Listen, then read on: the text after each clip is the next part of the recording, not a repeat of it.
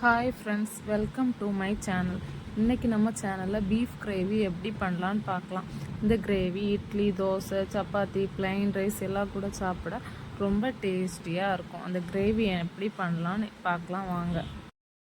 இந்த கிரேவி பண்ணுறதுக்கு முன்னாடி நம்ம பீஃபை வேக வச்சுக்கலாம்.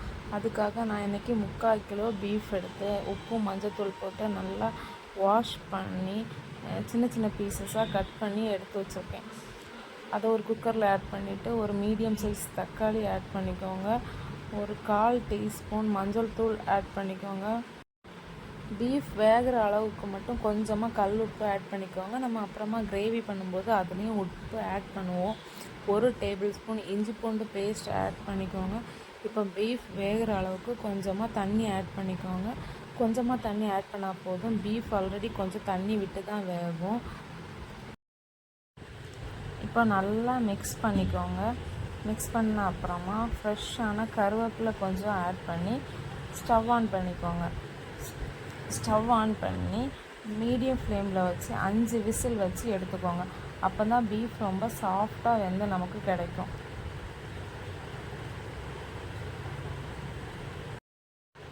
பீஃப் வெந்துட்டுருக்கும்போது இன்னொரு ஸ்டவ் ஆன் பண்ணி ஒரு கடாய் வச்சுக்கோங்க.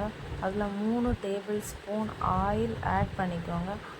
ஆயில் ஹீட் ஆனதும் ஒரு சின்ன பீஸ் பட்டை, ஒரு நட்சத்திரப்பூ, கிராம்பு, கல்பாசி, 4 ஏலக்காய் இதை ஆட் பண்ணிக்கோங்க.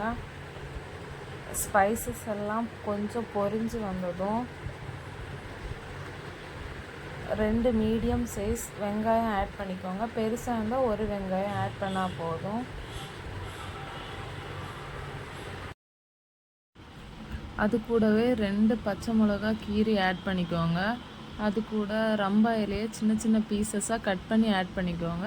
ரம்பா இலை ஆட் பண்ணுறதுனால கிரேவி ரொம்ப வாசனையாக இருக்கும். இப்போ வெங்காயம் நல்லா வதங்குறதுக்காக கொஞ்சம் உப்பு ஆட் பண்ணி வதக்கிக்கோங்க. அப்போ வெங்காயம் சீக்கிரமாக வதங்கும். அது மீடியம் சைஸ் தக்காளி ஆட் பண்ணி நல்லா வதக்கணும்.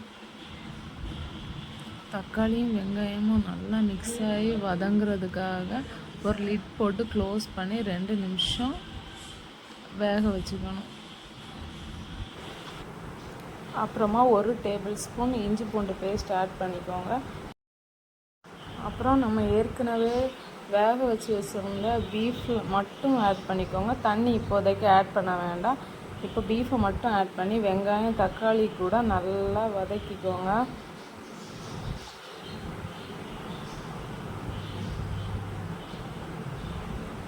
இப்போ நம்ம மசாலாஸ் எல்லாம் ஆட் பண்ணிக்கலாம். 1 டேபிள் ஸ்பூன் மிளகாய்த்தூள், 2 டேபிள் ஸ்பூன் மல்லித்தூள், 1/2 டீஸ்பூன் ஜீரகத்தூள், 1/2 டீஸ்பூன் மிளகுத்தூள், 1/4 டீஸ்பூன் மஞ்சள் தூள், 2 tablespoon mutton masala add பண்ணி நல்லா வதக்கிக்கோங்க. மசாலாவோட பச்சை வாசனை போகிறதுக்காக 2 நிமிஷம் லிட் போட்டு க்ளோஸ் பண்ணிக்கோங்க. 2 நிமிஷத்துக்கு அப்புறமா ஓப்பன் பண்ணி ஏற்கனவே நம்ம பீஃப் வேக வச்ச தண்ணியை வேஸ்ட் ஆக்காமல் இதில் ஆட் பண்ணிக்கோங்க.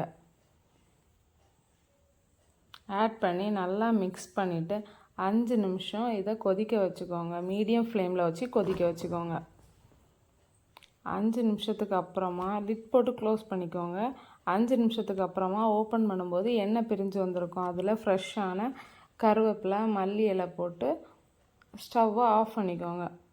இதே மாதிரி நீங்கள் பீஃப் கிரேவி வீட்டில் செஞ்சு பார்த்துட்டு ஃபீட்பேக்கை கமெண்டில் சொல்லுங்கள். தேங்க்யூ ஃபார் வாட்சிங் ஃப்ரெண்ட்ஸ்.